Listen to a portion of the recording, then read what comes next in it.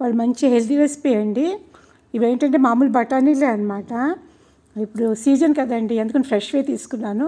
Frozen ఉంటే frozen తీసుకోండి. అందులో పెరుగు వేసేసి మెత్తగా గ్రైండ్ చేసుకోవాలన్నమాట.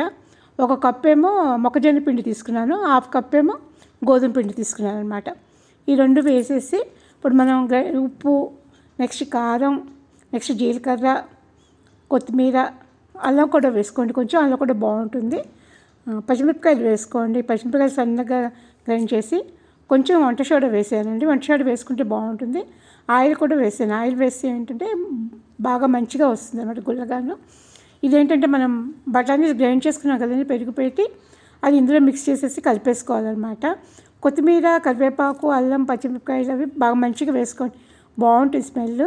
కావాలంటే ఇష్టమైన వాళ్ళు గరం మసాలా కూడా వేసుకోవచ్చు. నేను తినడానికి వేసుకోలేదు, కానీ నేను ఇలా ఏంటంటే మెత్తగా అనమాట, కొంచెం చపాతీ పిండి కన్నా కొంచెం లూజ్గా అనమాట కలపాలి.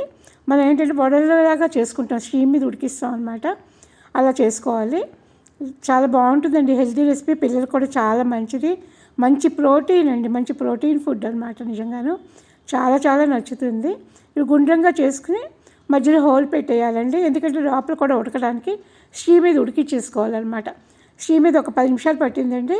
అవి స్టీమ్ మీద కుక్ అయిపోయిన తర్వాత మనం విడిగా తీసుకుని కొంచెం ఆవాలు, నువ్వుపప్పు వేసి అవి బాగా మంచిగా అనమాట కలిసేలాగా కలిపేయాలన్నమాట. నూనె ఎక్కువ వేయక్కర్లేదండి, ఒక 1/2 స్పూన్ వేసాను నేను, అంతేను.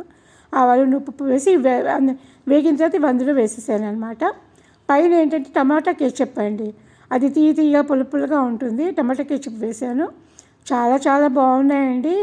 లోపల మొక్కజొన్న పిండి టేస్ట్ అయితే ఎంత బాగుందంటే అంత బాగుంది. ఒకసారి అయితే మీరు డెఫినెట్గా ట్రై చేయండి. సంక్రాంతి పండుగకి ట్రై చేసినా చాలా బాగుంటాయి. పిల్లలకి నూనె లేని ఫుడ్ అనమాట. చాలా చాలా నచ్చుతుంది మీకు.